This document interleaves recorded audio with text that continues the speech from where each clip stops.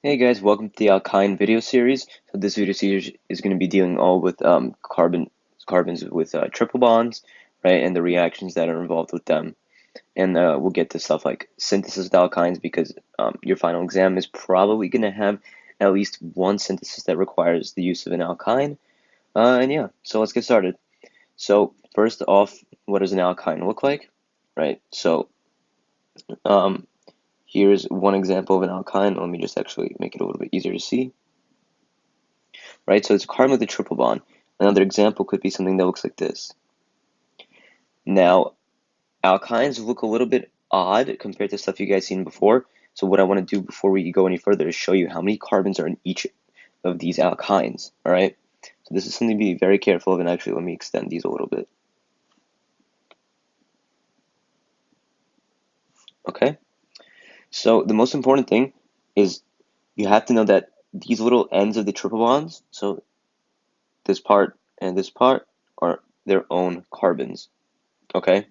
So they don't have to draw in any hydrogens or draw the actual carbons with the letters, right? So you have to understand that this end and that end are their own carbons. And another key fact to understand is that when we're dealing with alkynes, the carbons within the triple bond are sp hybridized, which means they have a linear geometry. So the immediate bonds coming out of those carbons must be linear, okay?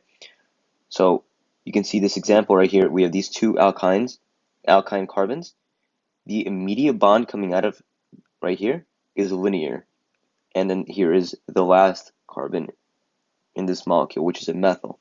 So there are three carbons there. How about here? Again, remember the ends, so that's 1 and 2. The bonds immediately coming out of them are linear. 3 and 4. Right? I'll just do one more example. So we can have this right here.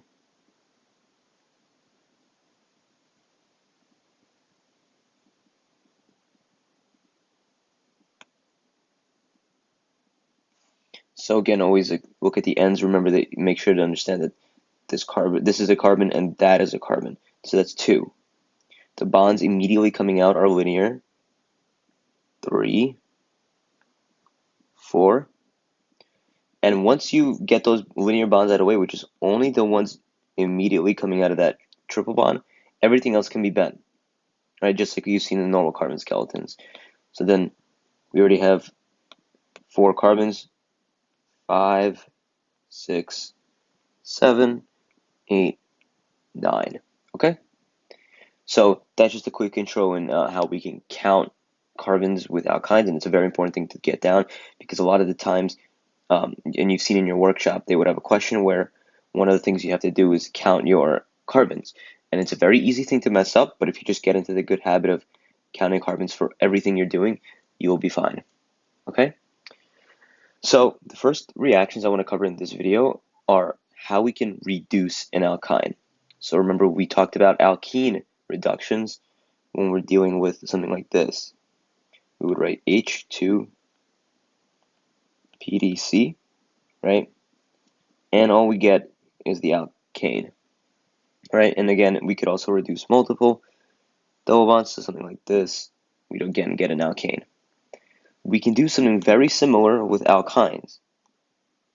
So if I have an alkyne, like let's say right here, and again, let's just count all the carbons again. 1, 2, 3, 4, right? So we have 4 carbons.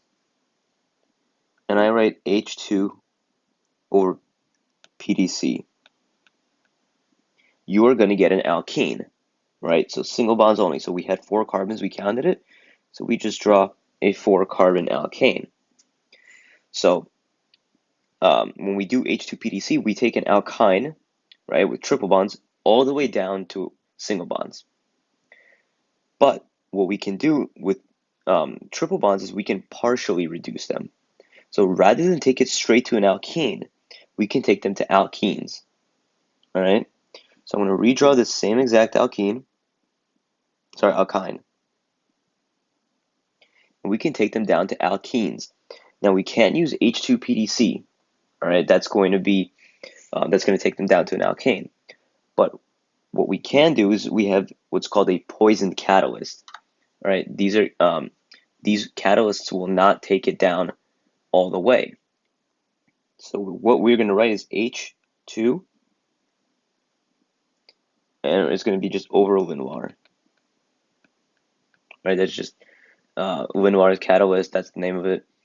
What it does is it's going to take it down to a double bond. Now you guys know that double bonds have this cis and trans isomerism about them, right? So which one are we going to get? Are we going to get the trans isomer or are we going to get the cis isomer? Well, when you use H2 over Lenoir, that's going to give you the cis isomer. So we have here 1, 2, 3, 4 carbons. So we're going to get a 4 carbon alkene, and your double bond that we're going to form is going to be on carbon 2 to 3. All right, so let's draw that. Let's draw the double bond first. That's carbon 2 and that's carbon 3. And there's carbon 1 and 4. Okay, and so that's how you just make the cis double bond. Now you have to be careful. If you draw a trans double bond with H2 Lenoir, that's points off. So it's very specific.